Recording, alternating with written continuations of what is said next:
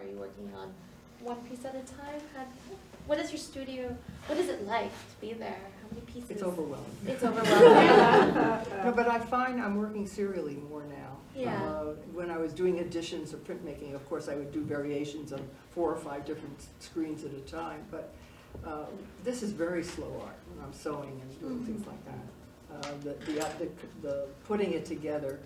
But I am learning from each piece that I do I've taught myself a new technique to do something better the next time.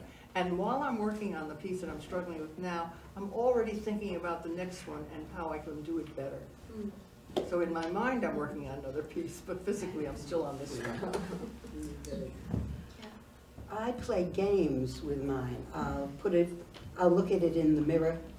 I'll twist it upside down, horizontally, vertically. Often I have framed a piece and go back to John Mozzie, who is a very kind, gentle framer, and say, I want it upside down. And then take it out, literally take it out of the frame and rework it upside down. The red one over there is upside down. Oh my gosh. Yeah. It was, it'll rotate. I'll cut a piece off. I'll make it thinner or higher or longer. The truth is, I never, so rarely, not never, so rarely stop at a point where I say, the piece has come home. That, yes, it's where I want it to be. It's always, whether it's where I go to sleep or whether I wake up and work the next day. Tomorrow, I'll make it better. And what does better mean? Closer to the feeling that I want it to have. And so it's forever. Yeah. I want to comment on what you said about throwing yourself out in the rain and everything else. Yeah. All right. There is a video of mine playing on the laptop, which you can all just take a look at, and it's called Turbulence Resolution, because I threw myself out into this incredible storm in the garden, where the bushes and the trees were going around and around, and it was so violent, I thought it was a hurricane. Whatever it was, I needed to be in the middle of it. And so there I was, and I started to record all this footage. And then there was raindrops on the windows, and so I recorded some of that looking out. And then this incredible coloration started to come into it as the storm was starting to slow down. And so the piece ends with a stillness and this incredible pink that came into the sky in the garden. And it's about like maybe 6 minutes long. My work is not that long in moving image. But it was the whole feeling of, it was almost like a little encapsulation of what life is about. Yeah. That you can go into something and then it will be resolved in a very, very calm and very beautiful ending to it. One wishes, one hopes. Yes. Well, that's what I wanted, and it all worked. I mean, it didn't just work as, I mean, it's very layered and everything else, but the whole action of the capturing of the stuff, the excitement of it, the idea that you throw yourself into a situation and take from it and make it work for you. And everything is a possibility. So inspirational, right? Well, it is. Right. And also, looking at the videos, I have 1 million frames in this that could become paintings. It's like, where am I going to go with the next one? I don't know. I mean, I select some that I think really will work. There are lots that I haven't done yet. Right. I mean, I need at least 3 lifetimes in order to complete this. And the list grows. It's kind of like, because I don't stop. Right. I'm working on another one. Right. And I still haven't finished the images from the last. Right. So, I mean, it's crazy. Sometimes things happen in a really strange way. The other video that is going to be up on the laptop is one that is based on the Hudson River, a river of dreams. Some of the paintings that are here are based on images from the River of Dreams. And I was filming these incredible formations that I don't know where they came from, but it was sort of like almost flotsam and jetsam on the top of the waters. It looks like lace or something, I don't know. I went down to the river and I started to collect footage. I was working with this young man as an editorial assistant, and he had a drone. He said, so I said, is there any way we could do some nice drone footage? And so we did, and that's part of that video. I was able to get sunsets, and the drone was and he was activating it from the phone. It's like, this is really interesting. Right. Yeah, it's really, yes, you want to have things right. Yes. I'm imagining flying. And then I was searching for sound. There was a certain amount of sound of the river noise and wave. I needed ultrasound because I was having a problem with a leg. And there I am getting the ultrasound. And that was a really interesting sound. So I said to the technician who was doing that, I'm thinking, I've got the cell phone, why don't I record the sound? And so he started working with me. He said, well, how long would you like me to stay in that spot? And so we did it. I got all this wonderful sound. So then I went to work with this terrific editor, a sound musician, composer, editor. I said, I've got ultrasound. I want to mix that with the other sounds. And so that's the soundtrack to this. And that's great. It really, and so the thing is that you never know what is going to happen, where the inspiration is going to come from, and what thing you're going to grab in order to fulfill what you want for your vision. That brings to my mind, as visual artists, we are like open cells all the time, and everywhere that we look, it's juicy and interesting, and we're exploring and thinking of possibilities. I see you nodding. It's like as we walk through our lives, it's all visual information.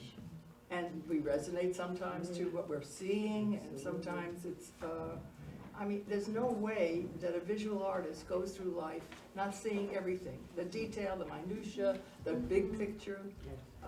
And all of it is fertile material, and we use it in different ways, and sometimes with exactly the same Hungry impulse. eyes. Hungry eyes. Hungry No, eyes. good. Hungry eyes. Yeah.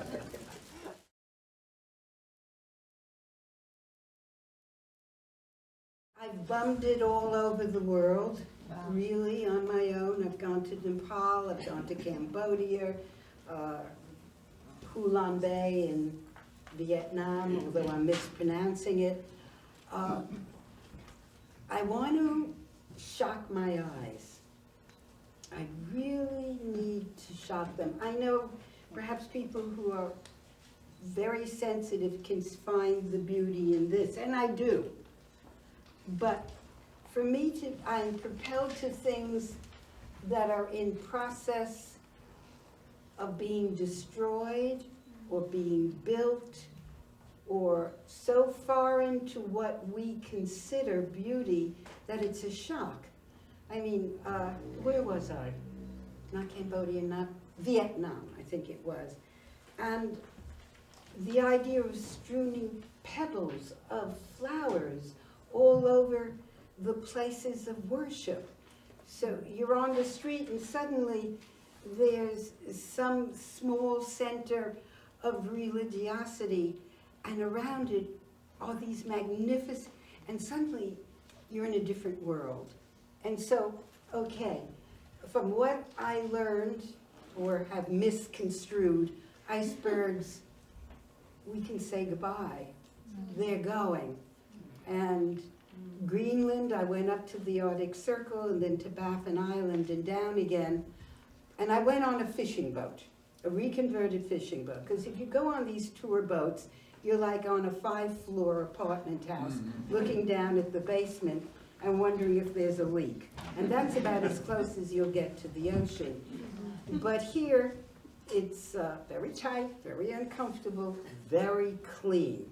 And every day, it would never park where there was another boat or ship.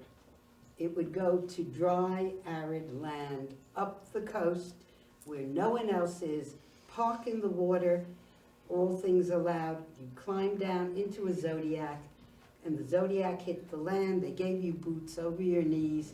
You climbed into the water edge, up on the land, and you walked. And Greenland has no trees, no ambient light.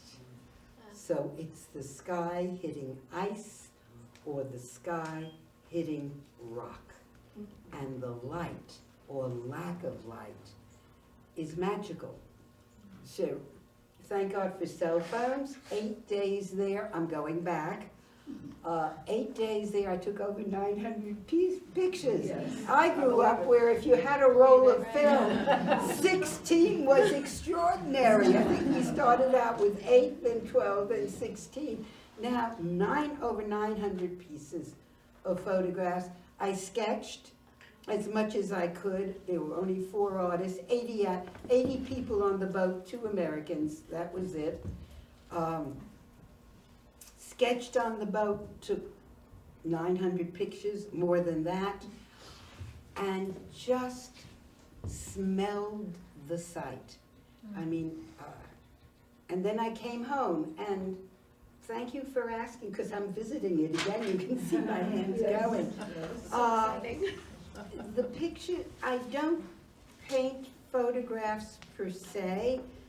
I will take the specifics that make it believable and use them or not. I'll take a day picture, I'll turn it night, I'll take a large view and I'll make it up front.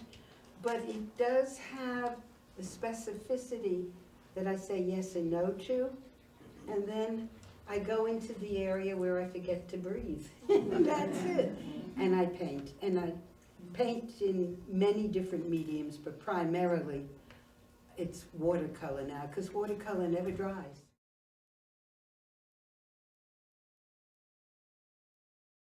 How do you think about that, the way money comes into the creative process? It doesn't.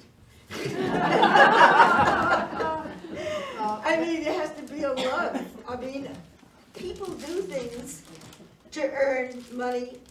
The artists are the only people that have other jobs to allow them to make the art, unless you're lucky enough to be one of the chosen few, that your work suddenly becomes a hot item and it sells, and it can actually support your lifestyle.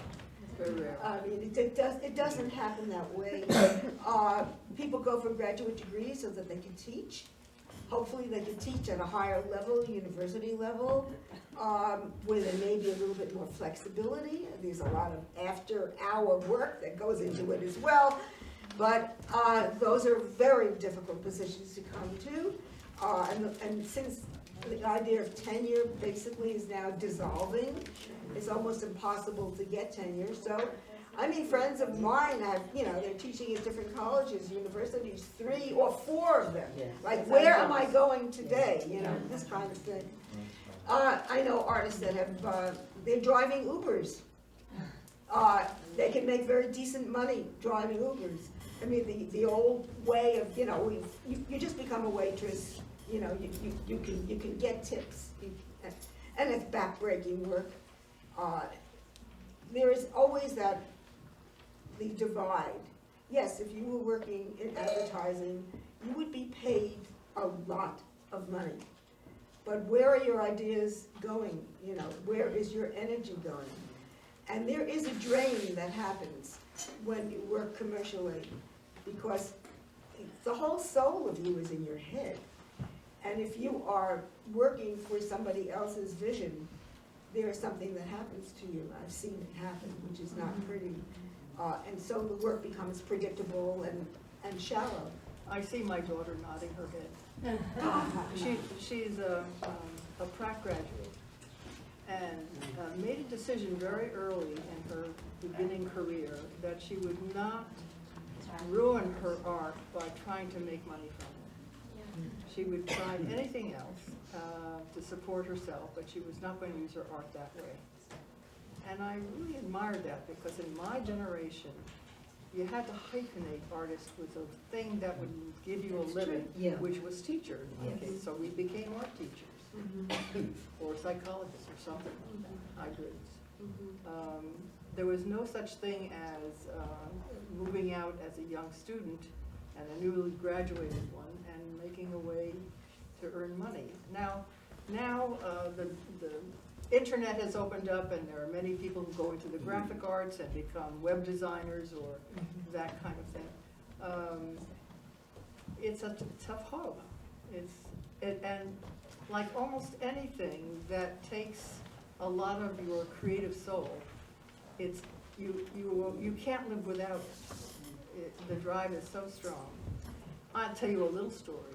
I was getting overwhelmed with the stuff that was in my studio, pouring off the walls, moving into the floor, loft space filled, and I said, I can't stand living with all this stuff. I'm not going to make another physical piece. I'll live my life as an artist visually, but I will not make anything. And I went through a year of not actually creating any work, and ended up so depressed. Yeah. Absolutely like a wet noodle. And I began to understand that it's not the finished product that was important, it was the process. And if you're not involved in that process and in that wonderful flow state, that's where you live. I have to say now that everything is an interruption to studio time. But it's that process making experience that is the drug. Yeah. And money, it's like that's the outer world. The inner world is what's flourishing. And you do almost anything to make the outer world work. And I'm not sure I made a mistake or not when I said to my 3 kids, the most important thing to find in life is your passion. Everything else will take care of itself. You'll figure out how to make a living. I'm not so sure that's true. But how does one live life without a passion?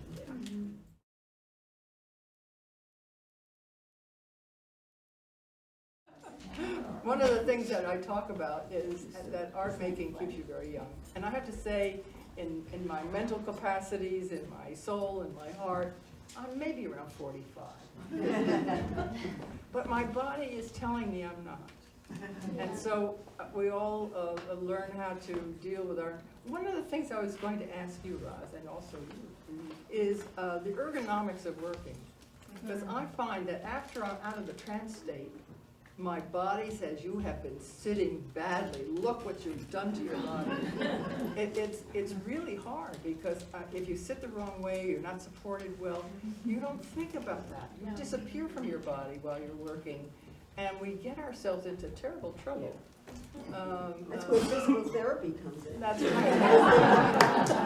My friend Alila has been here helping me recover from a torn ligaments in my knee, and I think I'm stronger now than I was before the incident, but it's hard work to maintain the body. And I have to get past resenting the time that it takes, because it's studio time. But I'm realizing that if I don't support the body, the instrument's not going to work for making art. So, I mean, it's the ongoing battle of maintaining and surviving it. Yeah. Yeah, I'm a big believer in exercise. Yeah, And good. so I discipline myself. I exercise every single morning for at least 30 minutes. And it works.